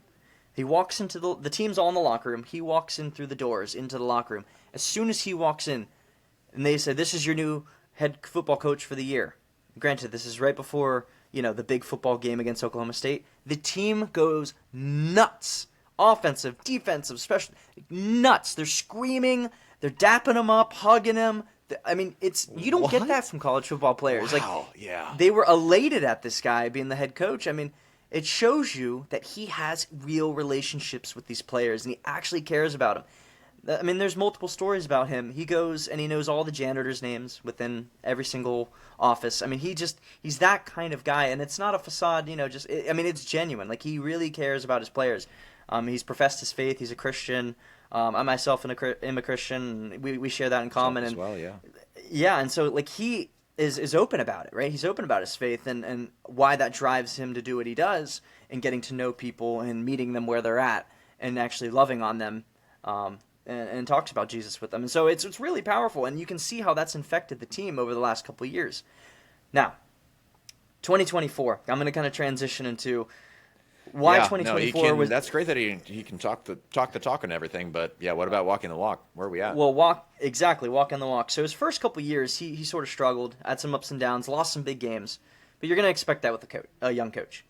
2024 came in, and everybody knew that he had recruited very well his first 2 years. I mean, he wasn't a number one overall recruiting class by any means, but top 12, top 8, like he was right there on the top of the upper echelon, but he was finding a lot of guys that were undervalued. He's very good at talent scouting, and that's where I think what sets him apart from a lot of guys is he can see guys that may not have, because in college football there's star rankings, 1 through 5. 5-star, there's maybe about 20, 25 guys who are in the country in high school. That's your top tier guys, best football players in the nation. Yeah. Then you have 4 stars, and that's usually, probably your 25 through 250 range. Like, they're really good players. A lot of them have potential. Some of them can kind of be diamonds in the rough. Like, they're just as talented, but maybe they haven't gone through the growth spurt. Their film isn't the best, whatever. He always found the guys who maybe were like a high 3-star or a low 4-star, who were misrated, but he saw something that other coaches didn't, and he would recruit those guys. Perfect example is a guy named Benjamin Morrison, who just got drafted in the NFL this past year, 2nd rounder. He actually would have been a 1st rounder if he hadn't had a hip injury this past season. Amazing, phenomenal player. I mean, one of the best cornerback talents to come through the university in a long time, right? Right. That talent acquisition of Benjamin Morrison led to another corner who was sort of lower star, coming to the football team, named Christian Gray. I mean, he was a 4-star player, but he's now turned into one of the top. I mean, he had the biggest interception of Notre Dame season against Penn State in the semifinal in the Orange Bowl, which I was at, and it was an amazing game. With 30, 40 seconds left, this kid gets an interception, picks off Drew Aller of Penn State, and then we do a couple passes, dink and dunk, set up, and we get the game-winning field goal. So he's a game changer, impact player, makes the big play. Massive. So those guys who maybe weren't like 5-star at the top, but Marcus Freeman would find them, and he got them to the university, right? Extrapolate that over 2-3 years of recruiting like that to the team now. And last year, we made the championship run, right? So we had a huge, in 2024, our first game of the year, which we watched together. You were over at my house, actually. Yep, 100%. Still remember. We played against Texas A&M. Texas A&M traditionally is a not from Texas, I know. You know, oh, yeah? You know the Aggies. Been there, done that. Yep. Yeah, so you know the fan base. You know how they rock. Oh. They're a good football team. Many national analysts with that, remember the perception. It's very important. The perception of Notre Dame, you can't win that game. You can't win. We lost the one last year against Ohio State. You're not going to win this one. This is the big game of the year. You're not going to. We went into Kyle Field, which is one of the toughest environments. I think it's like 110,000 football fans, something close to that. And it's a very cavernous stadium where it's designed so that the fan noise really affects the communication. It really affects what's going on. And they're right on top of you. In the midst of all that, we out-physicaled what's called the SEC. And that was, to me as a Notre Dame fan watching, is something that we had never done before. I thought that's different. We've always had talented offensive linemen, but we have never out-physicaled and wore down the SEC, the best of the best talent. And by the way, their defensive line, half of those guys just got drafted this year. So business. That stood out as a Notre Dame football fan for me, and I thought this team's different from the other teams that have showed a little promise, but they're probably not going to. I thought these guys can hang. Next week, Nate, they blew it against one of the smallest football teams in the entire country, Northern Illinois University. What the heck is Northern Illinois? What? Exactly. Come on. Exactly, bro. So that's the thing is it was probably the most embarrassing loss for a big Power 5, meaning top level tier football program ever. Not even just in one season, ever. It's the worst loss at the home stadium of Notre Dame in our history. If you talk about statistical rankings, where we were, where they were, it's probably the worst loss we've ever had. Talk about so you go from the high. Marcus Freeman always says, "Oh, dude, yeah." So you talk about week 1, you're at the highest of highs. You just beat one of the best teams in the country. Next week, you're at the lowest of lows. And Marcus Freeman will say that. I'm just recapitulating what he's saying. You have those two extremes. What happened in those 2 weeks? Well, Marcus Freeman, he talked to the team, and he said, we didn't prepare. Something. I thought our physical preparation, what was going on in the mental? And he's known for doing this. Is he's very big on reevaluating what went wrong and improving that process. So he went back and talked to people, and he said the captains on the team basically reported to him. Guys in the locker room were like, they were listening to the noise of ESPN. Oh, we're gonna go to the championship. Oh, we got this. This is nothing. Northern Illinois, who are these guys? So their egos and pride's got the best of them. And Freeman didn't quite catch it that week in the mental preparation. Big lesson learned for Marcus Freeman as a head coach, third year in. The next game they play against Purdue, which is an in-state rival, but we usually win the game, right? They're not a high-level team. And we went out and absolutely dominated. And I'm talking about I believe the final score was like 62-7. And you saw, and I think we had one passing touchdown, and it was by the backup quarterback. Because we had basically shot these guys out by halftime. I think it was like 42-7 by halftime. Oh my! It was insane. I never seen an offensive explosion like that, and it was all the running game, which was the crazy part. And I thought we ran well against A&M, and then we had a blip, but I think it was a blip, right? And that when you talk about like where people were, we're known for not being able to sustain that. Fast forward a couple weeks. We played the University of Louisville. They blew us out last year. They're usually a good football team. Not great, but good. Solid. And we came in, and I've never seen players with just the fire that they had. They were ready. It was just revenge season. Like, they were ready to just smack these guys. We ended up winning the game 31-24. And at that moment, I thought, this team's going to be good. Like, they're not. That was a fluke, that Northern Illinois loss. All right, so you go through the rest of the season. You basically dominated everybody you played. I mean, if a game was within 2 touchdowns, that was a close game. I mean, we just ramrodded everybody we played. And so we make it to the college football playoff. We play the University of Indiana at Notre Dame Stadium for the first ever home football playoff game. And, I watched – we have a stud running back named Jeremiah Love, and I'm going to get into him a little bit later. You'll hear about him as he gets into the NFL in the future. He had a 95-yard touchdown run against the number 1 ranked rushing defense in the University of Indiana. That was their strength. Like, you talk about the Rangers, like y'all's defense is locked up on point offense, and that's kind of Indiana. Their run defense specifically was on point. And when I saw that, I thought, we're the number 1 rushing team in the country. Like, it was insane. It was one of the greatest runs you'll ever see. I mean, he just ran past guys, scooted down the sideline. This kid's insane. He's a baller, bona fide baller. All right, so we win. We beat Indiana. Yeah. Absolutely. We beat Indiana handily. A couple touchdowns. Then we go and we play the University of Georgia. And this is the big game, right? So we talk, again, returning to perception.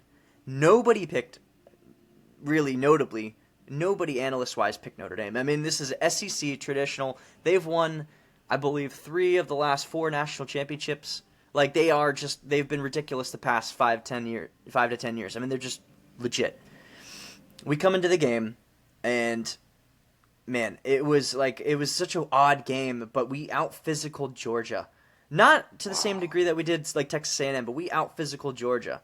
By halftime, we were up 10-3.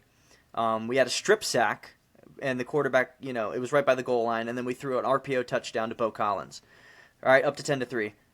So we go into halftime. We have an All-American kick returner who hasn't ran back a kick the entire year. Georgia decides to kick it to him. He runs it back for a touchdown. We're up 17-3, and it's the beginning of the third quarter. And with that surmountable lead, I mean, you can just start bleeding the clock. I mean, that's just what we did. We ran the ball. We just played good physical defense, and we ended up just grinding out a win. And actually, we really kind of dominated Georgia. And that changed the narrative of where Notre Dame is.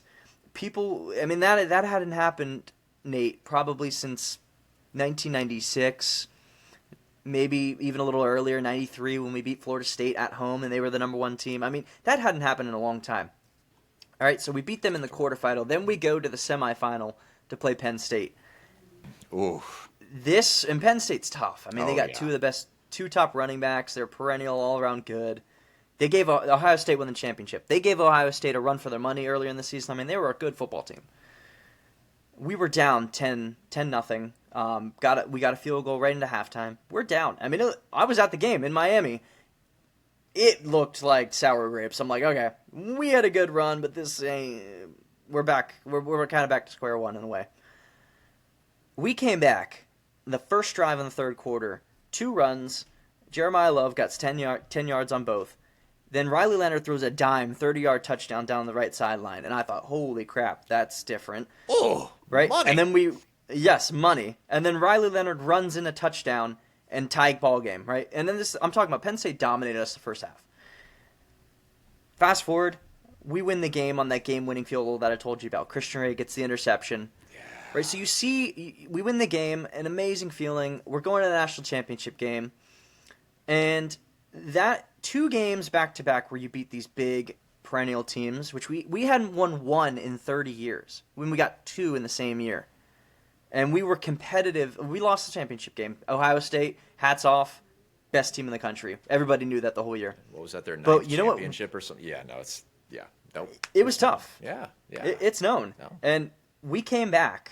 We were down like 31 to, I believe, like 10 or something like that in the third quarter to Ohio State. I mean, they were running it away. And you know what? We came back and we fought back. Finished the game, I think it was 34-24. But we fought. We were within 1 possession in the fourth quarter with 2 minutes remaining. Will Howard had a dime to Jeremiah Smith with 2 minutes left, sealed the game. They just ran out the clock. But, we showed and we proved that we could actually compete for a championship, right? So that's a long-winded answer to 2024 as to that's what changed the perception of the program. And that's why 2025 is so exciting, because we got one of the top recruiting classes again. And to go a little bit into 2026, we're on fire, dude. We haven't done this, Nate, I don't even, past 30 years. We have the number 1 ranked recruiting class in 2026. We just got a 5-star commit from, his name's Joey O'Brien, a safety out of Pennsylvania. This kid is insane. He's like the next Kyle Hamilton, who, for those who don't know, Kyle Hamilton's one of the best safeties in the NFL. Went to Notre Dame. He's at the Baltimore Ravens. Probably going to be a future Hall of Famer. This kid is being compared to this guy. We also got another cornerback, right? Because I told you about the cornerbacks we've been recruiting. So now we're known as a highly presentable cornerback development university. Like, we can put guys in the NFL. Carr Adams, high 4-star guy. He just committed. We just got a top tight end, Ian Primer. My guess is going to be a 5-star by the end of the recruiting cycle. He's a high 4-star, top 30 player. I watched this guy. He looks like Brock Bowers. He's like insane. He runs like a wide receiver. I mean, so we're getting guys that we would never get normally in previous seasons, and also just in general. I mean, the amount of guys we're stacking up in this class is insane. We've got 2 5-star defensive ends. And for context, Nate, like, when it comes to the different star rankings, in a class, if you get 1 in one class, that's like awesome. That's a win. You take that all day. When you're starting to get 2 and 3, you're becoming the top dog to beat in terms of talent acquisition. Sounds like a whole lot of speculation to me. So here's where I'm going to stop you and what I'm going to ask. Okay, do it. What went wrong in terms of the national championship? Where did you fall short? And what trades, or projections, or differences, what is being done differently, or what do you believe will be done differently that is going to make 2025, 2026 not only another championship run, but it's going to result in the win? Where was Absolutely. the shortfall, and how and where is it being plugged? Where do we stand? So the shortfall was quarterback, to answer your question. Quarterback. Riley Leonard was a transfer quarterback from Duke. Very good runner. Extremely good runner. So he was proficient in running the football. Passing, he's always struggled. He was sort of a developmental project, and we hoped that he could take the next jump from Duke to Notre Dame. He never quite took it. In the national championship game, he tried his best, but he doesn't have the ball placement, I see, in my opinion, that you need to have a championship level team. Remember I mentioned to you Will Howard? He had a dime that he threw to seal the game. It was one of the best balls I've seen all year. Like, he just chucked it up 30 yards down the sideline, placed it perfectly in the bucket, put him on the 20-yard line. We didn't have that ability at the quarterback position. We had the run game, the offensive line. We had the defense. We were top 3 in defense all season.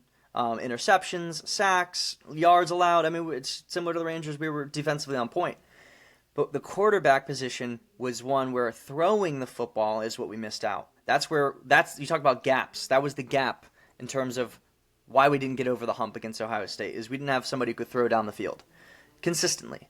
And so what we have this year, and this is what I was going to bring up later on in the show, is one of these recruits that I told you about that Marcus Freeman's been stocking over the past couple of years. His name is C.J. Carr. He is the grandson of Lloyd Carr, who is a famous Michigan coach. He is from a lineage of football, football history, and he grew up around the game. Not only that, he was a 5-star recruit out of high school. One of the top quarterbacks in the country, known notably for his ability to accurately place the ball wherever he wants, right? Tough catches down the sideline. He can, the guy's putting his hands out right here, the ball's getting right there. It ain't over to the left or right, it's right there. So his ball placement is exceptionally special. So that's the difference. And we also, in the transfer portal, we've gotten multiple guys, wide receivers. One named Malachi Fields from the University of Virginia. Guy had, I believe, 900 yards receiving last year. On a team which Notre Dame played, the University of Virginia, was not a good throwing team. Like Calandra was the quarterback for Virginia, not a great quarterback. He's all right. You're going to a team now where you've got Malachi Fields, who's going to be your boundary receiver, 900 yards, I believe double digits in touchdowns, great big body, extremely athletic. On the other side, you have Jaden Greathouse. Jaden Greathouse, towards the end of the season, he always has had the talent. Out of high school, was a high 4-star player. But the last 3 games of the season, he exploded because Riley Leonard was finally throwing him a little bit the football. Jaden Greathouse had a big touchdown catch against Penn State, a 40-yard bomb down the sideline. Jukes a guy, goes in the end zone, we tie the game up, which that leads into the defensive stop and then the field goal, right? So he's an impact player. And he's known as a guy that Riley wasn't comfortable with him, but he's always been ultra-talented, Jaden Greathouse. So you have him as your slot receiver. You also have Jordan Faison, who's known to be a speedster. He's a lacrosse player as well in the national championship team for lacrosse. I mean, you have the athletes at the wide receiver position. We've got a couple other transfers that have come in. Will Pauling from Wisconsin is a perennial 600, 700-yard receiver, quick, shifty. So you talent acquisition in the transfer portal, a good amount of wide receivers. And you've also got some in the recruiting class. So wide receivers, you're going to be okay.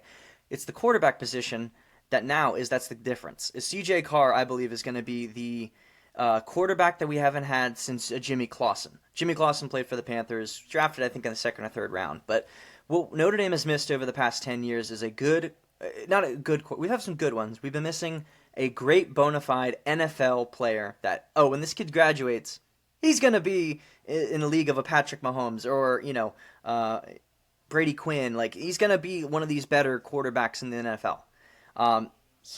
The rumors around campus is this kid's special. He is going to be special.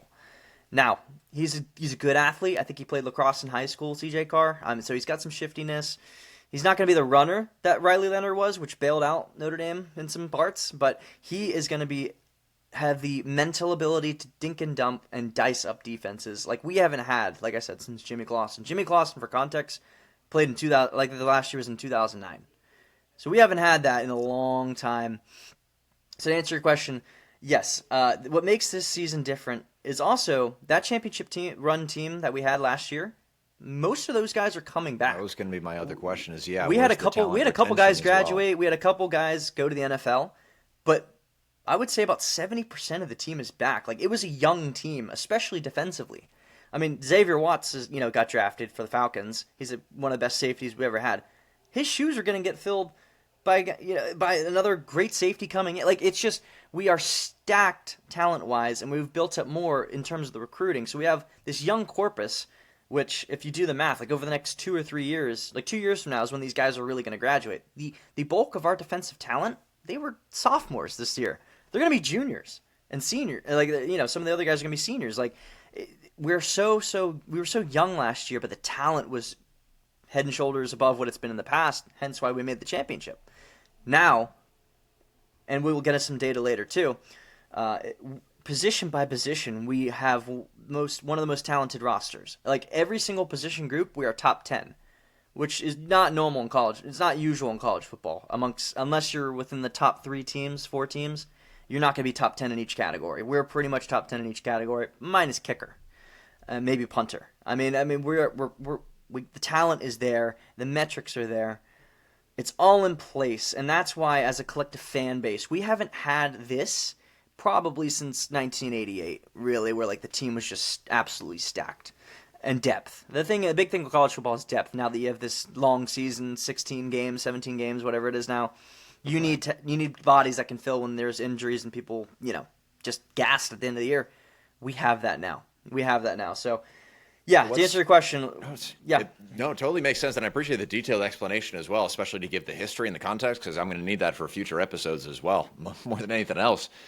But yeah, especially hey, you're envisioning a championship run, but against the initial lineup, the first few games and such, what do you think are going to be the toughest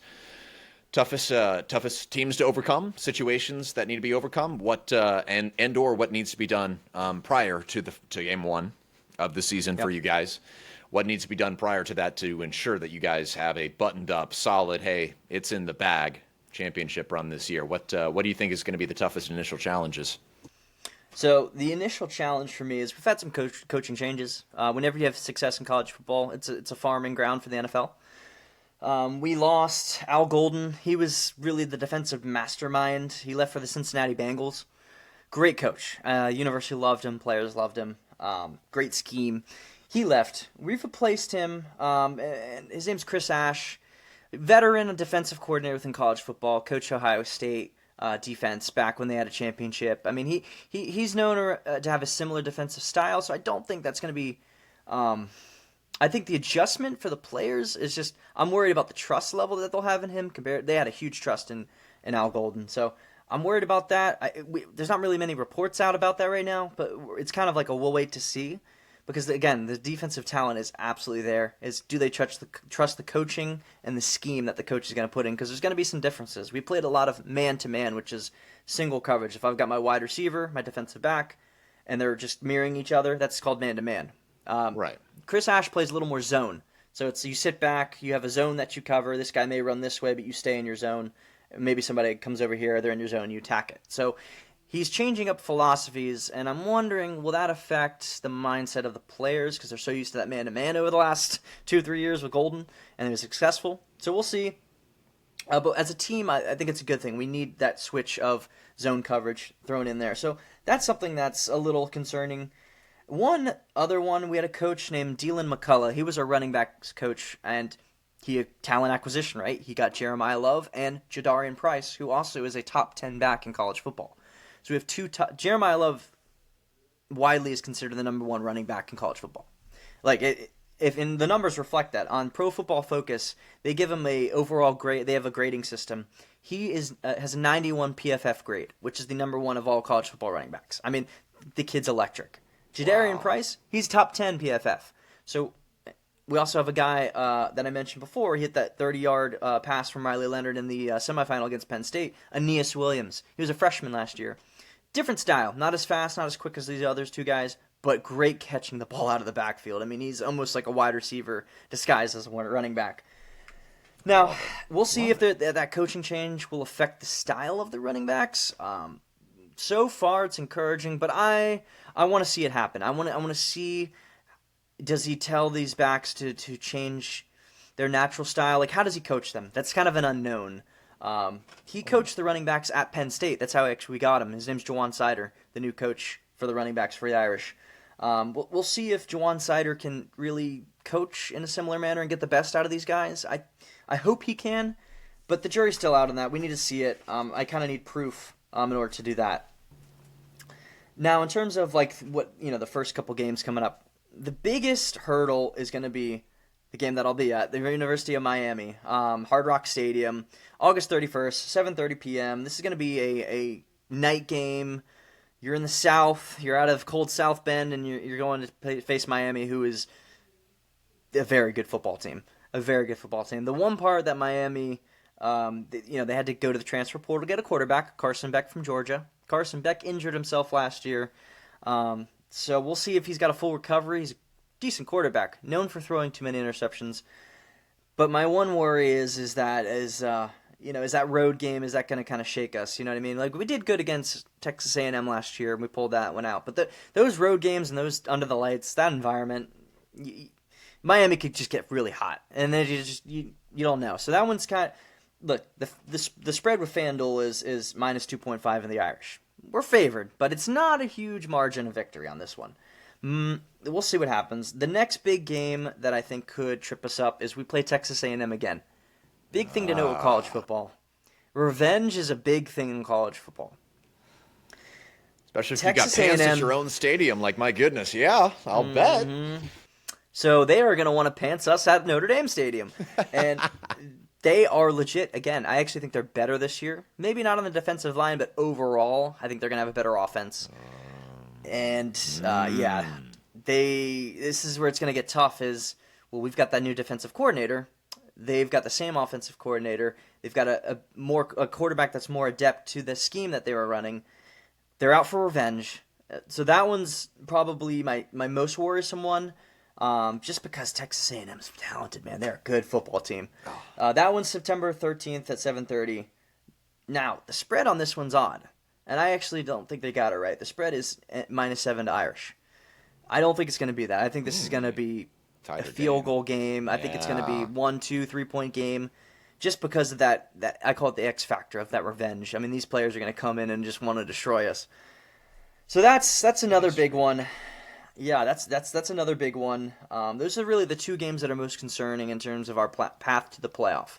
If we win one of those two, we lose one, but then we win out the rest of our games, we're in the playoff. My concern is if we lose both of those, for whatever reasons, right? Maybe my prediction's totally off. Maybe we just don't gel. Maybe we got some... You never know. If that's the case, I don't think we'll make the playoffs with 2 losses, or we will be just on the outside. And if you lose to those 2 teams, you're not going to go very far in the playoffs against the Georgias, the Ohio States, the Alabamas, the best of the best. And hey, with young guys like college football, like, momentum is everything as well. I mean, you lose the first 2 games of the season, regardless of who you are. I mean, that's going to be a very, very deep hole that you have to claw your way out of. So even just from an outsider's perspective, that makes sense. 100%, yes. Yeah, no, absolutely. And like you said, there's young kids, so we'll see. We'll see about those 2 games. I'm encouraged because I trust Marcus Freeman. Like, with those concerns that I have, I could go into some more concerns, but that's not what I want to focus on. What I want to focus on is there is a trust that Marcus Freeman has built over the last 3 seasons, and he's known as a motivator. That's sort of like his coaching style is. He gets the best out of the guys he's around. I believe that he's going to have this team ready. I believe that he's gonna be able to psychologically kind of get them primed up for these games. I trust him in the big game, but there's a term in Notre Dame fandom called Brian Kelly PTSD. And basically what that is whenever you get to the big game, is that the players under Brian Kelly, he would always undersell those games, so they would never come up fired up. They would never come up ready to beat somebody down. Like, it would just, this is another game, business trip, blah, blah, blah. But that doesn't work. When you're playing the best, yes, you need to have a level head, but you need to go in and be ready to fight and be a competitor. You're literally called the Fighting Irish. Like, what the... I know! I know! How is that not there? How is that not there all the time? That's like your brand. Like, I can't... What are you talking about? I can't... Dude, coaches trust are idiots. Me. Your coaches sound dumb, so this Freeman guy better pull it together, because this is ridiculous. No, dude, listen, we have PTSD trauma from Brian Kelly as a Notre Dame fan base. So the pensiveness and the nervousness you sound for me is because I still have BK PTSD. Yeah. And but there's another part of me that goes, I still trust Marcus Freeman. Just, he's so talented. And you know this as a guy who's a manager and obviously in the sales world as well. Right. When you've got somebody on your team and they are talented and they are consistently talented and they don't drop off in their self-discipline, man, that's special. Oh, you just got to provide some mentorship and guidance, right? Yeah. And so he's got that. I mean, he's got the Notre Dame coaches from past pouring into him. I mean, this is a well-connected guy. He went to Ohio State University, played in 2 national championship games, right? Went to the NFL.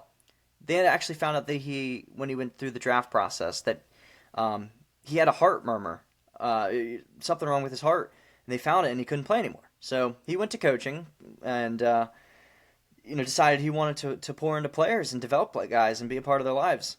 Look, this guy has lost the big game as a player, and now he's lost the big game as a coach.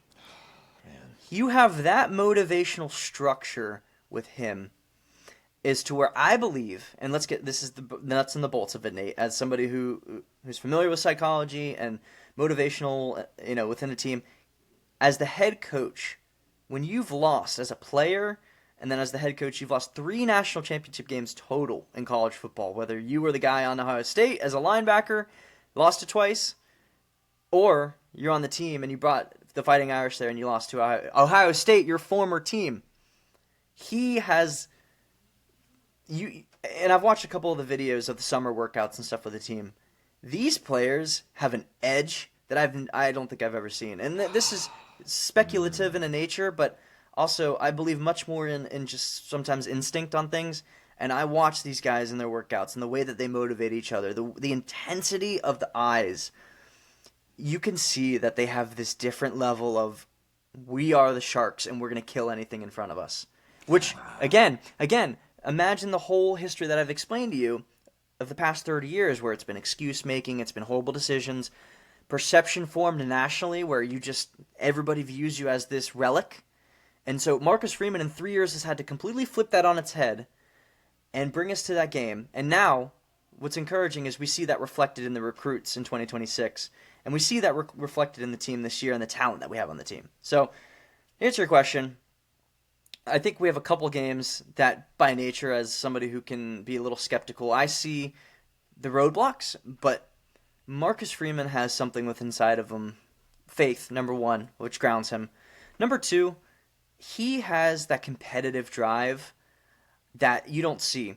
Here's what I want you to do. I want you to do some homework before the next episode, and you can give me some homework as well on some Ranger stuff.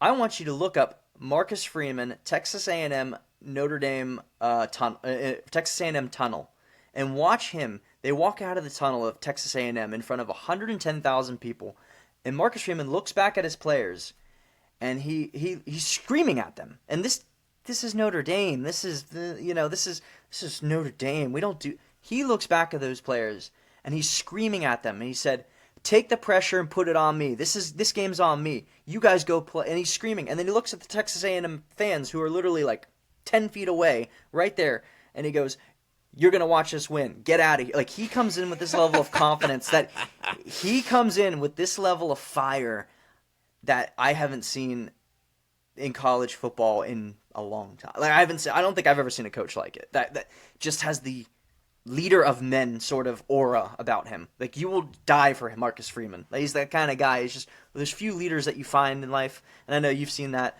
Like, there's guys that you will just, yeah, not even just inspirational. They just, that they care about you and that it's not BS. Like, that it is, they love me, and he loves me. I'm gonna do anything for him.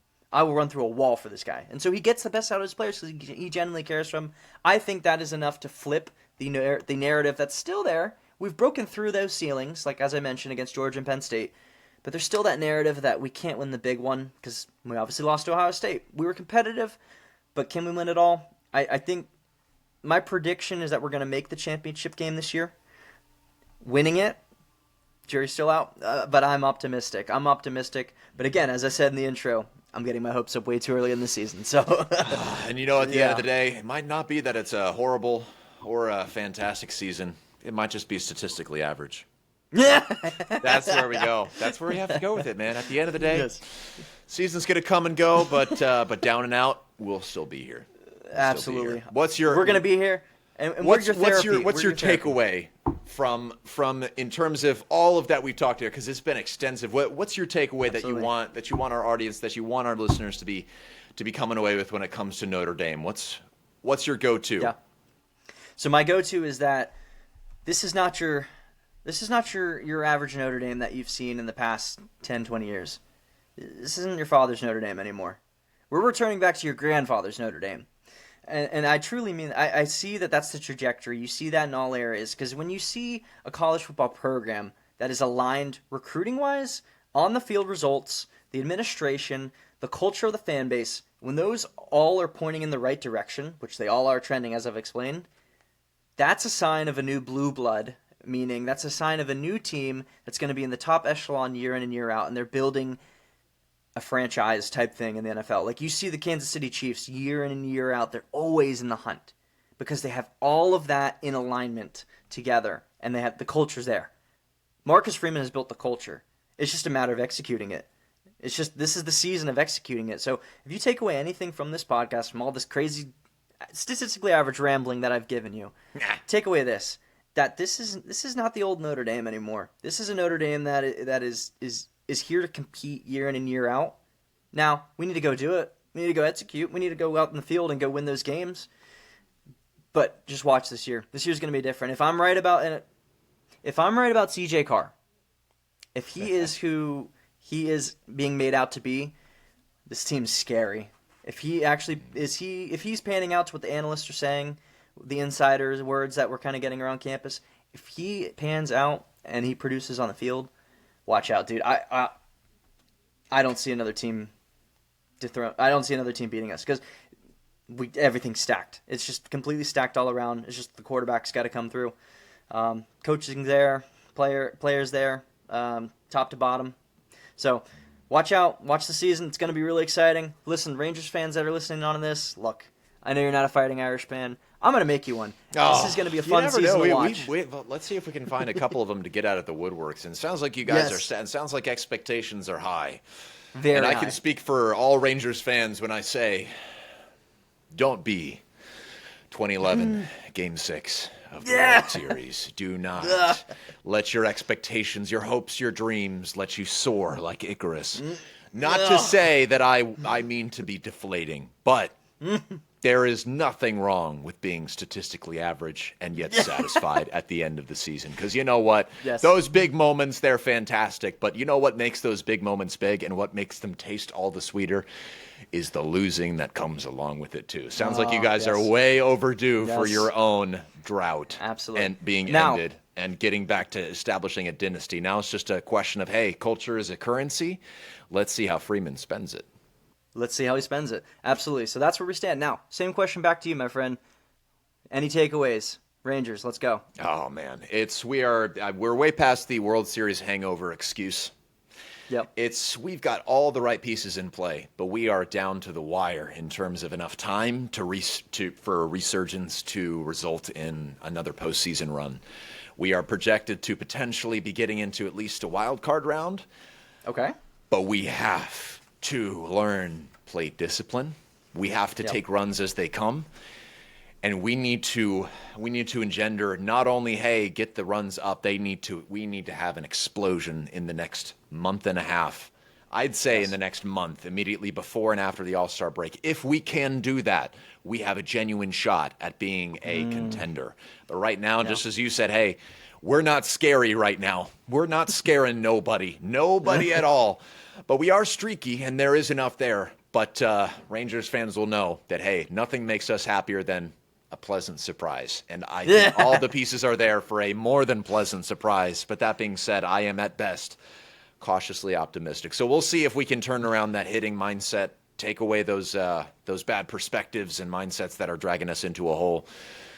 And let's see if this Brett Boone and Bruce Bochy guy can pull it together. Because Mike Maddox, he's holding it down on pitching, but let's see if we can make a run and jump out of the water and knock down these diamond level folks, these born into it Los Angeles Dodgers off their high horse. Because frankly, I'm so sick and tired of hearing what a great team they have. So in terms of what I'd like to give you as homework, though, especially in lieu of your Notre Dame complex and we're the losers, we're owed this the hopes and dreams.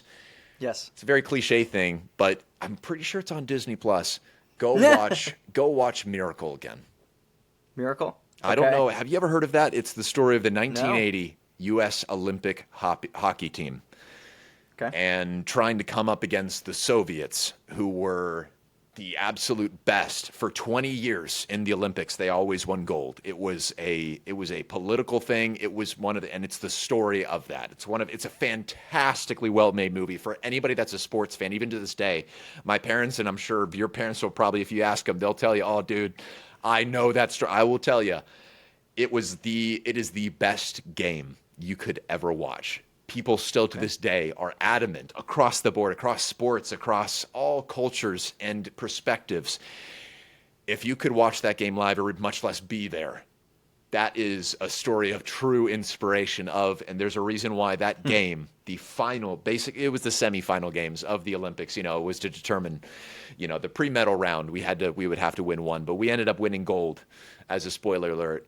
But the way that we got there and the team that we built and these kids that were on it and the story of the coach, Herb Brooks, I'm seeing so many elements that are mirrored in that aspect of just, hey, we don't want to be embarrassed, but man, we've got some great talent. We've got some creative ideas. This team culture is being a centerpiece, but the impact of leadership and the heart that's played at the end of it, Herb Brooks would say in the movie, at the end of this, I just want, hey, Patty, his wife, Patty, what I want out of it, win or lose, is that these guys, they go out on this ice and they are able to say that they played their hearts out. They left nothing on the table.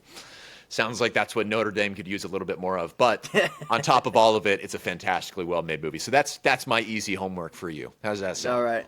That sounds statistically average. Well, I'm definitely gonna watch that, man. I'm gonna take some notes on it. Now listen, I want to thank everybody that checks us out. Again, we are not analysts, right? We're not experts. We're just two dudes that have some mics, some strong opinions. My friend here loves the Rangers delusionally, and I love the Fighting Irish even more delusionally. So thank you for tuning in, guys. We appreciate your time. And remember, look, we are two friends turning our coping mechanisms into content. All right, one episode at a time. So thank you for joining Down and Out but Statistically Average. I'm Connor. For Nate, we'll see you next time. Thank you for joining in. Have a good one. Thanks, guys. Later, guys.